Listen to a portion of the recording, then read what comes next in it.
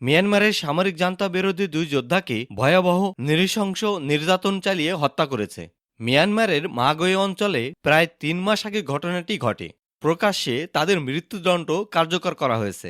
ঘটনাটি প্রায় ৩ মাস আগে ঘটলেও জান্তা বাহিনী ও বিদ্রোহী গোষ্ঠীগুলোর মধ্যে চলমান সংঘাতের মধ্যে বিষয়টি প্রকাশ্যে এসেছে। নিহত দুই ব্যক্তি ছিল ফই তাই এবং থার হুতুয়াং।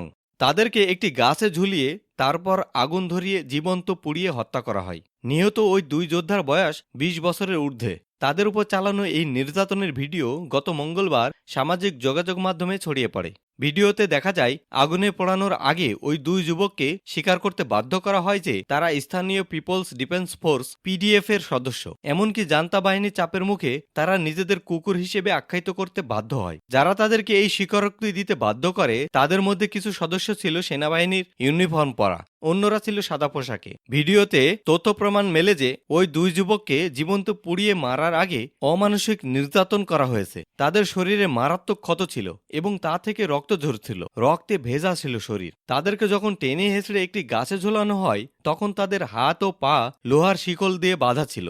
সে সময় আনন্দিত কণ্ঠে এই হত্যাকাণ্ড বিজয় হিসেবে বর্ণনা করেন এক সেনা সদস্য। প্রতিরোধ গ্রুপ ইয়াও ডিফেন্স ফোর্স ওয়াইডিএফ বলেছে, এই হত্যাকাণ্ড প্রত্যক্ষ করতে গ্রামটির প্রতি বাড়ি থেকে একজন করে ব্যক্তিকে পাঠাতে বলা হয়। এরপর তাদের শরীরে জ্বালানি ঢেলে আগুন ধরিয়ে দেওয়া হয় উপস্থিত ব্যক্তিদের সামনে এবং তারা জীবন্ত পুড়ে মারা যায়। উল্লেখ্য যে বেসামরিক ব্যক্তিরা ক্ষোভ থেকে সামরিক জান্তার সেনাদেরকে মিলিটারি ডগস বলে ডেকে থাকে। সামাজিক যোগাযোগ মাধ্যম ব্যবহারকারীরা ভিডিওটি দেখে ক্ষোভ প্রকাশ করেছেন এবং উত্তেজনা সৃষ্টি হয়েছে। ২০২৩ সালের ৭ই নভেম্বর এই দুই যুবককে মাই ও খিনইয়ান গ্রামে অভিযান চালানোর সময় গ্রেপ্তার করে জান্তার সেনাবাহিনী এবং তাদের মিত্র পিউস হয়ে হুতির সদস্যরা। প্রতিরোধী গ্রুপ ইয়াও ডিফেন্স ফোর্সের মতে বহুদিন ধরেই সেনাবাহিনী এই অমানবিক কর্মকাণ্ড চালিয়ে যাচ্ছে।